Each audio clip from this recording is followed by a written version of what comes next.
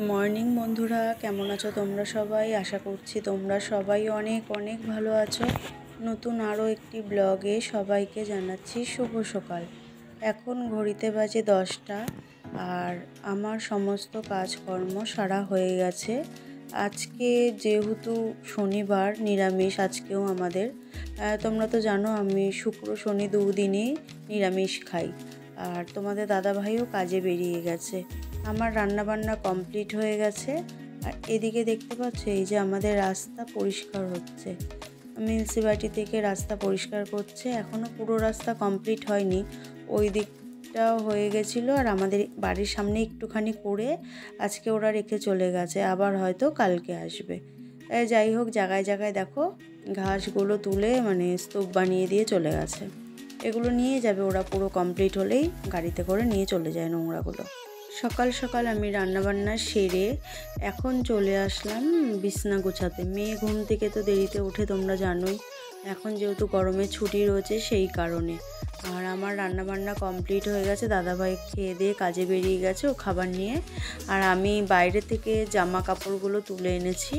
তার আগে এখন বিছনাটা পরিষ্কার করে নিই, কারণ বিছনাটা না তুললে না, মেয়েকে বলেছিলাম বিছনাটা তুলে দিতে, ও যেহেতু ঘুম থেকে দেরি করে উঠেছে কিন্তু ও তোলেনি, যেই কারণে আমাকেই তুলতে হচ্ছে। আর দেখতেই পাচ্ছ তিনজনের তিনটে কোলবালিশ, তাও জানো তো রাতে হয় না। মেয়েই দুটো নিয়ে শুয়ে থাকে আর আমার তো মাঝখানে, আমি তো পাই না। আর তোমাদের দাদাভাই একটা নিয়ে শোয়। এই হচ্ছে ব্যাপার। ওই মেয়ের এক সাইডেরটাই আমি একটু পা দিই।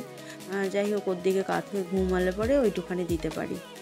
দেখতেই পাচ্ছ বিছনাটা এখন ঝেড়ে নিলাম। আর এবার চলে আসলাম জামা কাপড়গুলো ভাঁজ করতে। বাইরে দেখতেই তো প্রথমেই পেয়েছো যে বাইরে অনেক জামা কাপড় মেলা ছিল, সেগুলো তুলে এনেছি। এই সাদা প্যান্টটার অবস্থা দেখেছো কি হয়েছে? নতুন সাদা প্যান্ট, মেয়ের একটা গেঞ্জির এত রং উঠেছে যে সেই গেঞ্জির রং পুরো আমার প্যান্টে। শুধু গেঞ্জি না, ওর একটা প্যান্টেরও রংটা আমার এই লেগিংসের মধ্যে লেগে গেছে। সাদা জিনিস আমি যেন কত যত্ন করে ধুয়েছিলাম, কিন্তু তোমাদের দাদাভাই যখন আমি ওকে গামলায় জামা কাপড়গুলো তুলে আনতে বলেছি, ও একসাথে মিশিয়ে এনেছে, সেই রংটাই লেগে গেছে। আর আমি কাচার সময় যেই কারণে দাদাভাইয়ের গেঞ্জি আর আমার প্যান্টটা আলাদা কেচে আগেই আমি ধুয়ে আলাদা রেখেছিলাম, কিন্তু গামলার মধ্যে ও সেই দুটোকে একসাথে তুলে সেই কালারগুলোই লেগে গেছে। কি আর করা যাবে, কিন্তু প্যান্টটাই আমার নষ্ট হয়ে গেল জানো তো। সাদা প্যান্ট নতুন কিনেছি পুজোর সময়। আর আমি তো লেগিংসটা এখন বেশি পরা হয় না, খুব কমই পরি, যেই কারণে ধোয়া, আমি ওই জন্য ভাবলাম একদিন পরেছি তুলে রেখে দিই, কিন্তু দাদাভাই জামা কাপড় মিশিয়ে ফেলেছে, সেই কারণে রঙও লেগে গেছে। আর এক এক করে দেখতেই পাচ্ছ সব জামা প্যান্টগুলো গুছিয়ে নিচ্ছি। আর এই যে দাদাভাইয়ের গেঞ্জিটারও এই অবস্থা, তাও দাদাভাইয়ের গেঞ্জি দেখো ভেতরে পড়বে অসুবিধা নেই, কিন্তু আমার প্যান্টটা তো পুরো ওপর থেকে নিচ পর্যন্ত লেগে গেছে। এদিকে দেখো কি কি রান্না করেছি তোমাদের একবার দেখিয়ে দিই। হাঁড়িতে রয়েছে ভাত, আর তোমাদের দাদাভাই তো খেয়ে খাবার নিয়ে চলে গেছে, এটা আমার আর মেয়ের জন্য। আর এদিকে রয়েছে ভেন্ডি আলু ভাজা, আর এটা সর্ষে পটল কালকে করেছিলাম, সেটাই 4 পিস রয়েছে, এটা আমি দুপুরে খেয়ে নেব। আর এটা হলো আমের চাটনি। আমের চাটনিটা না অসাধারণ জানো তো, শুধু মশলা দিয়ে আমি করি। আর এখানে আছে আলু পটলের তরকারি। আর এই হলো আজকে আমাদের দুপুরের মেনু। এইদিকে মেয়ে ঘুম থেকে উঠে ও পড়তে বসে গেছে মুখ ধুয়ে।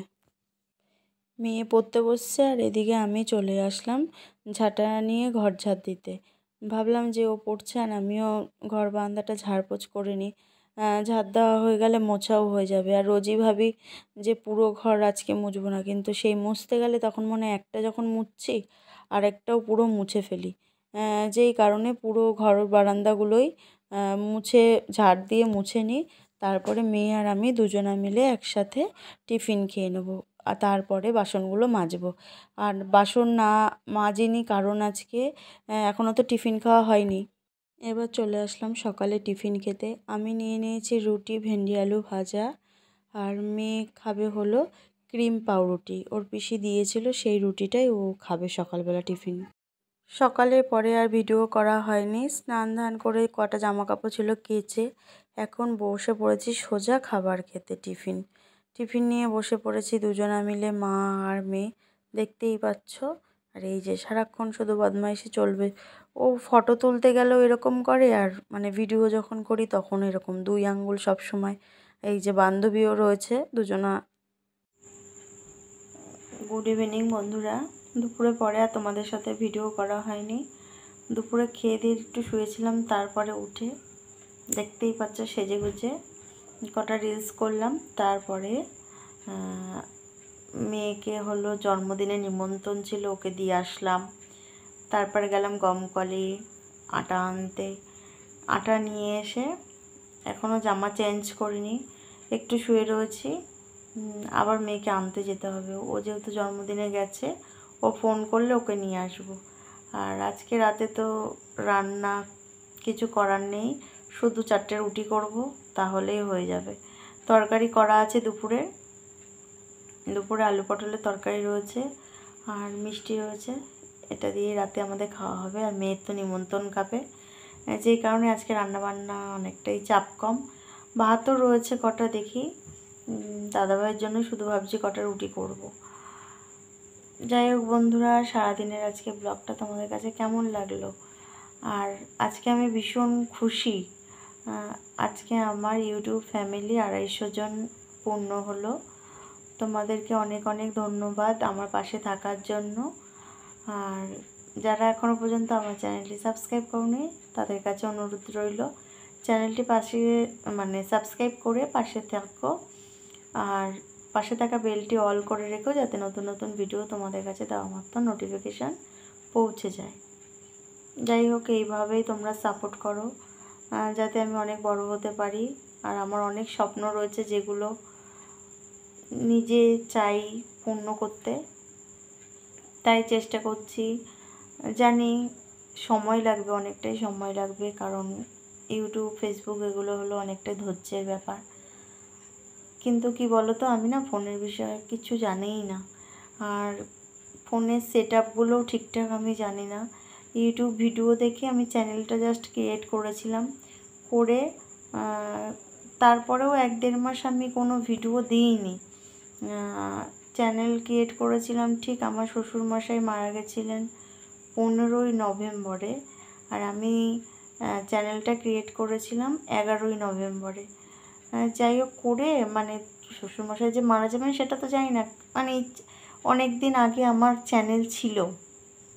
আমি দুবার ইউটিউব চ্যানেল ডিলিট করেছি। তখন আমার ছিল হলো কিচেনের, সঙ্গীতাস কিচেন বলে চ্যানেল ছিল, ওখানে 35 জন সাবস্ক্রাইবারও ছিল। কিন্তু আমি ওখানে ভিডিও নিয়মিত দিতাম না, প্লাস তখন খুব অসুবিধার মধ্যেই দিন কাটতো। সত্যি কথা বলতে তোমার হলো একের পর এক না, আমাদের সময়টা খুব খারাপও যাচ্ছিল। আর পুজো আসা মানেই আমাদের সময়টা ভীষণই খারাপ। পুজো আসলে সবসময় ভয় লাগে যে কিছু একটা হবে, এরকম ব্যাপার। যেই কারণে তখন চ্যানেল খুলেও আমি রোজ নিয়মিত ভিডিও করতাম না। আর ভিডিও যদিও বানাতাম, কিন্তু আমি একদম এডিট জানতাম না। এডিট সম্পর্কে আমার একদম আইডিয়া নেই, এখনও পর্যন্ত আমার সেই রকম আইডিয়া নেই। কিন্তু যতটুকু ভিডিও দেখে দেখে শিখেছি, তবুও আমার মনে হয় আগে থেকে আমি অনেকটাই শিখেছি। আরও দেখছি টেক চ্যানেলগুলো, কিন্তু না, বলে না ব্রেন ভালোভাবে না কাটালে কাজ হয় না। দেখে না, যখন নিজে ভিডিওটা এডিট করতে যাই আবার ভুলে যাই। এটাই হচ্ছে আমার সমস্যা। কাছে একটা ফোন থাকলে দেখে করলে হয়তো একটু ভালো হয়। তোমাদের দাদাভাই যেহেতু কাজে বেরিয়ে যায়, ওর কাছে তো ফোন রয়েছে, ও নিয়ে যায় বলে, আর আমার কাছে তো আমার ফোনটাই থাকে, যেই কারণে এখনও আমি এডিট ভালো করতে পারি না। তবুও যেইটুখানি পারছি সেইটুখানি চেষ্টা করছি, সেটা দিয়েই ভিডিওগুলোকে পোস্ট করার। যাই হোক, এই মাসের মধ্যে 250 জন হলো। হয়তো হ্যাঁ, অনেকটাই সময় লাগছে, কারো একদিনেও হয়, আবার কারো 1 মাসেও হয়, কিন্তু আমার 4-5 মাস প্রায় পূর্ণ হতে চলেছে। এই সবে 250 জন ফ্যামিলি পূর্ণ হলো। যাই হোক, এইভাবেই চলতে থাকুক। আর তোমাদের সাপোর্ট ভালোবাসায় আমি আরও এগিয়ে যাব, চেষ্টা করছি আরও বেটার ভিডিও দেওয়ার। কি বলো তো, আমি না বাইরে বেশি বেরোনো হয় না, তো বাপের বাড়ি ঘুরতে গেলাম, কিন্তু সেখানে যে এত কথা গল্প বলে না, ভিডিও আর করা না, ধরো খাওয়ার মা রান্না করছে ভালো ভালো, তখন ভাবছি ভিডিও করব, ওই মেয়ে ফোন নিয়ে রাখছে, ও হয়তো দেখছে, তখন নেওয়া হচ্ছে না, পরেক্ষণে ভুলে যাচ্ছে, এরম করে করে না বাড়িতে যেয়েও ভালোভাবে ব্লগ দিতে পারিনি। তারপর মা কত ভালো ভালো রান্না করেছিল, সেগুলোও তোমাদের সাথে শেয়ার করতে পারিনি। যাই হোক, সামনের দিনগুলো চেষ্টা করব আরও আরও ভালো ভিডিও দেওয়ার জন্য।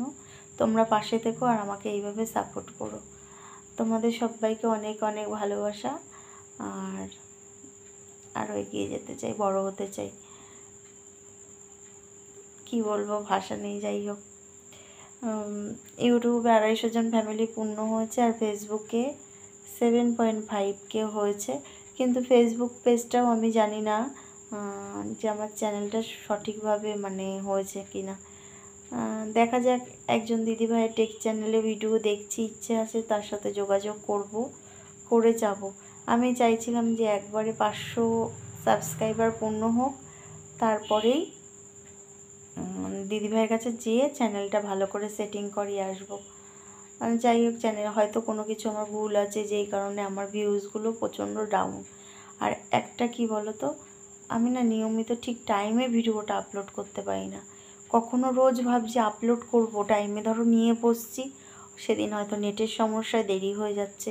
তারপর আমার ফোনের স্টোরেজটাও না মাঝে মধ্যেই দেখি ফুল হয়ে যায়।